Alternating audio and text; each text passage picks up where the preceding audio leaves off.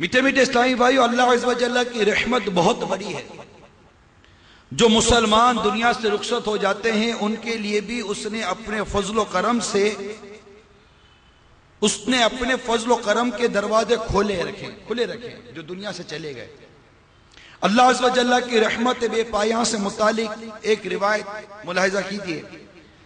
اللہ عز و جل کے نبی حضرت سیدنا ارمیہ علی نبینا و علیہ الصلوۃ والسلام کچھ ایسی قبروں کے پاس سے گزرے جن میں عذاب ہو رہا تھا۔ ایک سال بعد جب پھر وہیں سے گزر ہوا تو عذاب ختم ہو چکا تھا۔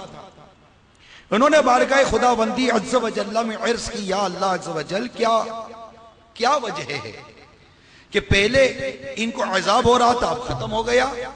آواز آئی، اے ارمیہ، ان کے کفن پھٹ گئے، بال بکھر گئے، قبریں مٹ گئیں، تو میں نے ان پر رحم کیا اور ایسے لوگوں پر میں رحم کیا ہی کرتا ہوں۔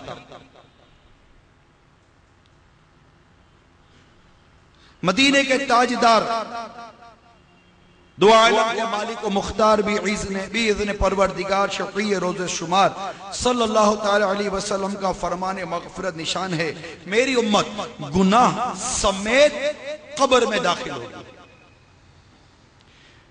اور جب نکلے گی تو بے گناہ ہوگی، کیونکہ وہ مومنین کی دعاؤں سے بخشی جاتی ہے۔ سرکار نامدار صلی اللہ تعالی علیہ وسلم کا ارشاد مشکبار ہے، مردہ کا حال قبر میں ڈوبتے ہوئے انسان کی مانند ہے کہ وہ شدت سے انتظار کرتا ہے کہ ماں یا باپ یا بھائی یا کسی دوست کی دعا اس کو پہنچے، اور جب کسی کی دعا اسے پہنچتی ہے تو اس کے نزدیک وہ دنیا و ما فیہا، یعنی دنیا اور اس میں جو کچھ ہے سب سے بہتر ہوتی ہے۔ اللہ عز و جل قبر والوں کو ان کے زندہ متعلقین کی طرف سے ہدیہ کیا ہوا ثواب پہاڑوں کے مانند عطا فرماتا ہے۔ زندوں کا ہدیہ یعنی تحفہ مردوں کے لیے دعائے مغفرت ہے۔ اللہ تعالی ہمارے تمام مرحومین کی مغفرت فرما دے۔ مجمع الزوائد کے حوالے سے نقل ہے، جو کوئی تمام مومن مردوں اور عورتوں کے لیے دعائے مغفرت کرتا ہے، اللہ عز و جل اس کے لیے ہر مومن مرد اور عورت کے عوض ایک نیکی لکھ دیتا ہے۔ کتنی فضیلت ہو گئی، جم جائیے، اربوں خربوں نیکیاں کمانے کا آسان نسخہ ہاتھ آ گیا۔ ظاہر ہے کہ اس وقت روئے زمین پر کروڑوں مسلمان موجود ہیں، اگر ہم ساری امت کی مغفرت کے لیے دعا کریں تو انشاءاللہ عز و جل ہمیں اربوں خربوں نیکیوں کا خزانہ مل جائے گا۔ میرے شیخ طریقت امیل سنت فرماتے ہیں کہ فاتحہ کا طریقہ، یہ رسالہ امیل سنت لکھا ہے آپ نے، اس میں تمام مومنین و مومنات کے لیے دعا تحریر کر دی ہے۔ چنانچہ اول آکے درود شریف پڑھ کر یہ دعا ہم پڑھتے ہیں، انشاءاللہ کروڑوں اربوں خربوں نیکیاں ہمارے حصے میں آ جائیں گے۔ صلو علی الحبیب صلی اللہ تعالی علی محمد۔ میں دعا پڑھتا ہوں، آپ بھی دعا کریے، ٹھیک ہے؟ اللہم اغفر لی وَلِكُلِّ مُؤْمِنٍ وَمُؤْمِنَةٍ اللہم اغفر لی وَلِكُلِّ مُؤْمِنٍ وَمُؤْمِنَةٍ۔ یاد کرنے کی کوشش کریں، اللہم اغفر لی وَلِكُلِّ مُؤْمِنٍ وَمُؤْمِنَةٍ، یعنی اے اللہ عز و جل میری اور ہر مومن و مومنہ کی مغفرت فرما۔ تو یہ دعا آپ بھی یاد کر لیجئے، عربی اور اردو دونوں میں یاد کر لیجئے، آسان ہے۔ اللہم اغفر لی، اے اللہ میری مغفرت فرما، وَلِكُلِّ مُؤْمِنٍ وَمُؤْمِنَةٍ، اور تمام مومن مرد اور تمام مومن عورتوں کی مغفرت فرما۔ تو آپ نے روایت سنی کہ جو کوئی تمام مومن مردوں اور عورتوں کے لیے دعائے مغفرت کرتا ہے اللہ عز و جل اس کے لیے ہر مومن مرد اور عورت کے عوض ایک نیکی لکھ دیتا ہے. کتنی پیاری فضیلت مل گئی. انشاءاللہ دعوت اسلامی کے مدنی قافلوں میں سفر کریں گے تو یہ دعا بھی جلدی یاد ہو جائے گی. امیر سنت نے مشورہ عطا فرمایا ہے کہ اسے یاد کر لیں اور روزانہ 5 نماز کے بعد بھی اسے پڑھنے کی عادت بنا لیں. اللہم اغفر لی ولکل مؤمن و مؤمنہ صلو علی الحبیب. ایک بزرگ نے اپنے مرحوم بھائی کو خواب میں دیکھ کر پوچھا کیا زندہ لوگوں کی دعا تم لوگوں کو پہنچتی ہے؟ تو انہوں نے جواب دیا ہاں، اللہ عز و جل کی قسم وہ نورانی لباس کی صورت میں آتی ہے، اسے ہم پہن لیتے ہیں.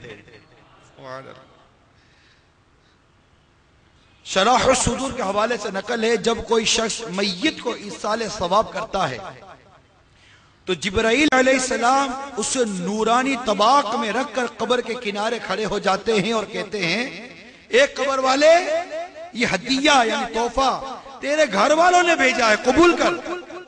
یہ سن کر وہ خوش ہوتا ہے اور اس کے پڑوسی اپنے محرومی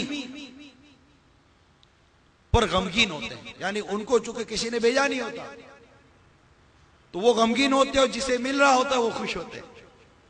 تو بس اب دیت کر لیجئے کہ جتنے ہمارے محرومین انتقال کر گئے، بالخصوص ہمارے ماں باپ انتقال کر گئے، ہم روزانہ ان کے لیے دعائیں مغفرت کریں گے، روزانہ ان کو ایصال ثواب کریں گے انشاءاللہ.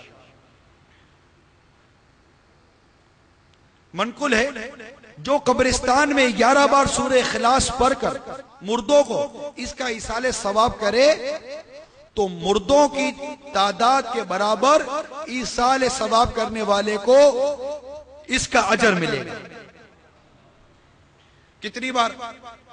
11 بار سورہ اخلاص. آسان سورۃ قل هو اللہ احد.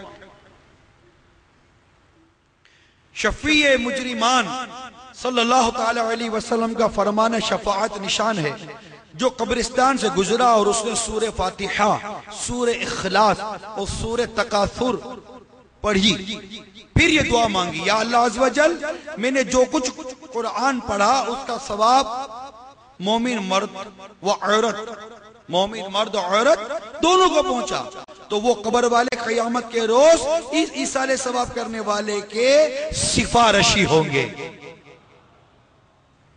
ایسا نہیں ہے کہ جسے ہم ایصال کر رہے ہیں اسی کو فائدہ ہو رہا ہے. آپ دیکھیے کہ ایصال ثواب کرنے والے کو کتنا فائدہ ہو رہا ہے کہ بعض اوقات تو جتنوں کو کیا اس کے برابر اس کو ثواب مل رہا ہے، اور پھر قیامت کے دن جن کو ایصال کیا جا رہا ہے وہ اس کے لیے سفارش بھی کریں گے. تو ایسا نہیں کہ صرف ون سائیڈ ہے، کیونکہ ہم انسان جو ہے نا یہ بنیادی طور پر لالچی ہے، اس کو جب لالچ ملتی ہے تو وہ اس طرح بھاگتا ہے. تو ہمیں اس طرح کی ثواب کے اندر بھی بڑی لالچ دی گئی ہے. تو جو ثواب کا لالچی ہوگا، ثواب کا حریص ہوگا، وہ ان چیزوں کو سنتا رہے گا، جھومتا رہے گا کہ یہ تو گھر بیٹھے ثواب کمانے کا موقع ہے. جیسے کہ بعض لوگ جنازے میں شرکت نہیں کرتے،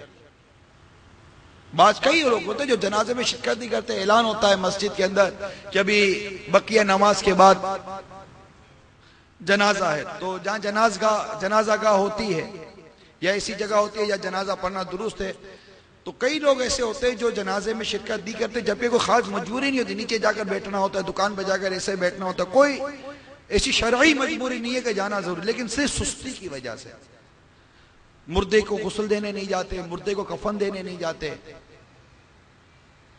قبرستان نہیں جاتے. جبکہ خلاصہ مفہوم ہے روایت کا، خلاصہ یہ ہے کہ جو کوئی مردے کو غسل دیتا ہے، مردے کو کفن دیتا ہے، اس کے ساتھ قبرستان جاتا ہے، جنازے میں شرکت کرتا ہے اور جو بری بات دیکھی اگر وہ اسے چھپاتا ہے تو وہ ایسا ہے جیسے آج اپنی ماں کے پیٹ سے پیدا ہوا ہے. اتنا ثواب ہے، بتائیے. اب ہم صرف سستی کرتے ہیں، صرف سستی. جنازے میں بھی اللہ کی رضا کے لیے کون پہنچتا ہے یہ بتائیے. رشتہ دار ہے، پہنچنا ضروری ہے، ناراض ہو جائے گا. صلہ رحمی کا جذبہ ہے رشتہ داری نبھانے کا جذبہ ہے اللہ کی رضا کے لیے. مدینہ